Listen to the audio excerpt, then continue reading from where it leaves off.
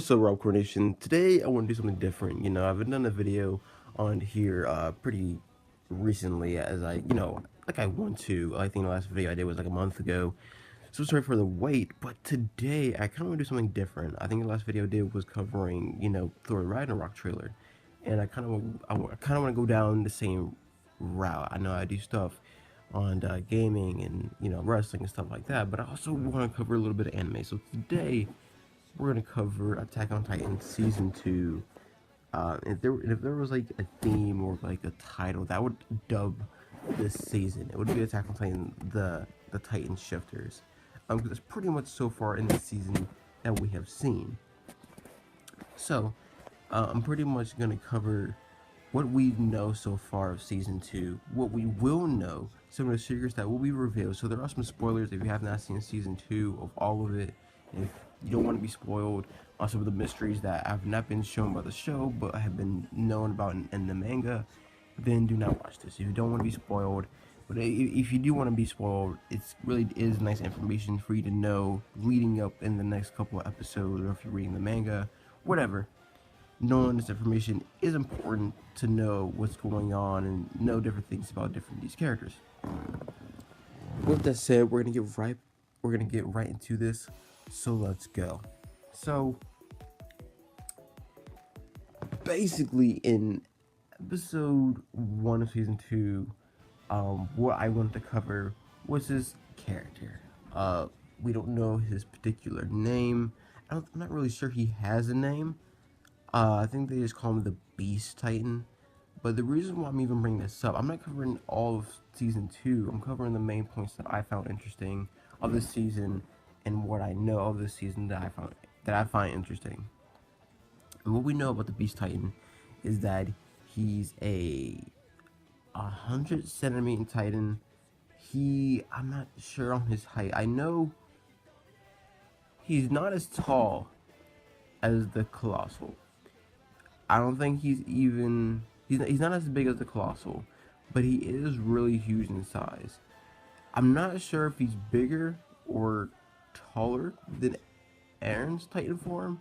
I think so. I think that the Beast Titan is a little bit taller than the Aaron Titan form, than even the Armor Titan form, but he's not bigger than Colossal.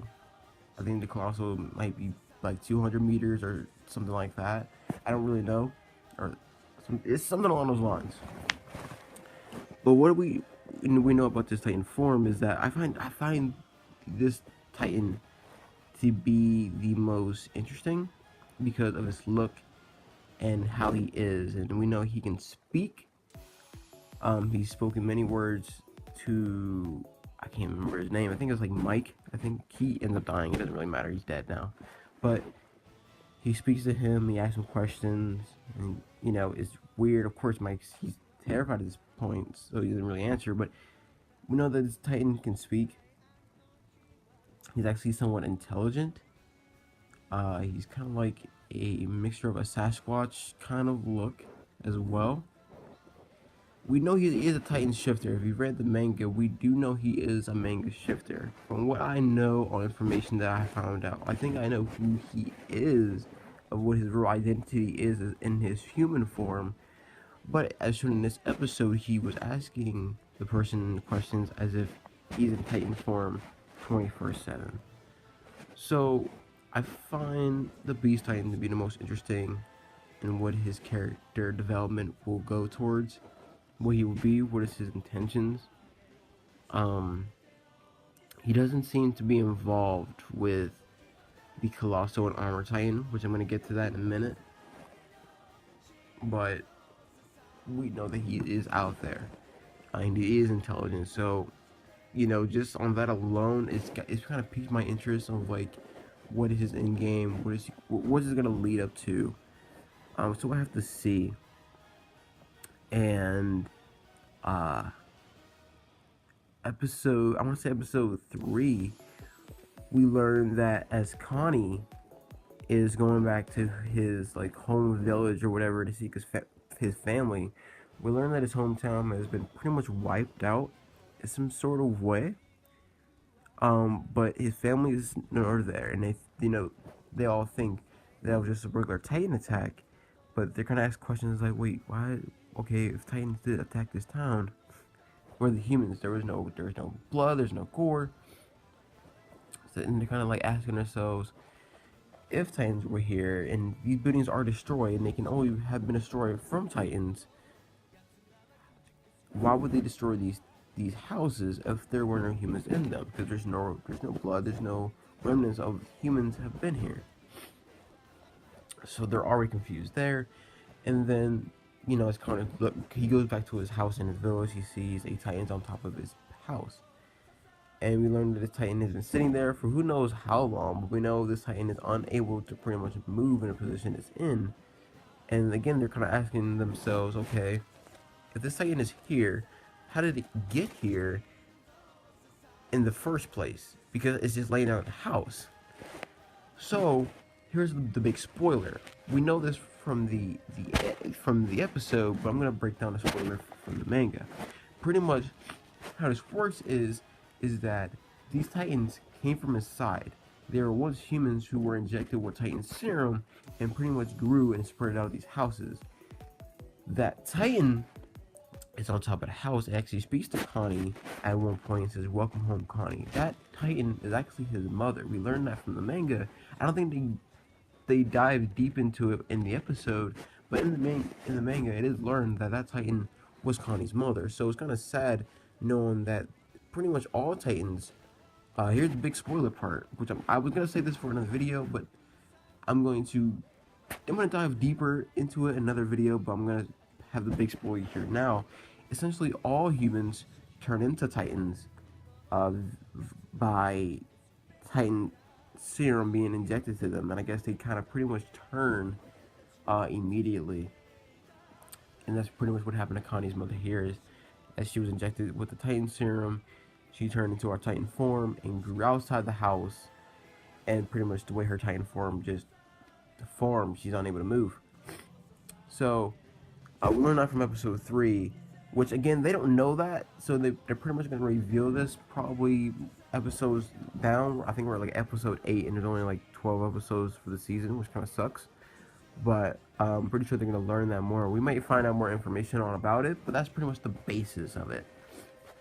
In episode, I think 4 or 6 or something like that, I think it's like 4, we are not introduced, but we dive more into Ymir and Historia, or Catherine, I think that's their name.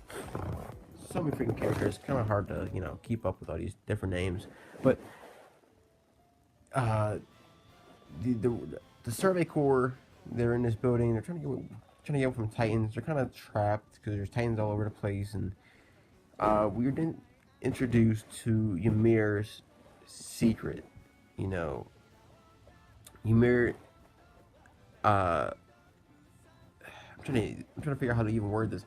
Ymir is very caring for Astoria, and as we're in this situation, she then reveals to the Survey Corps, her friends, Astoria, whatever, that she is the Jaw Titan.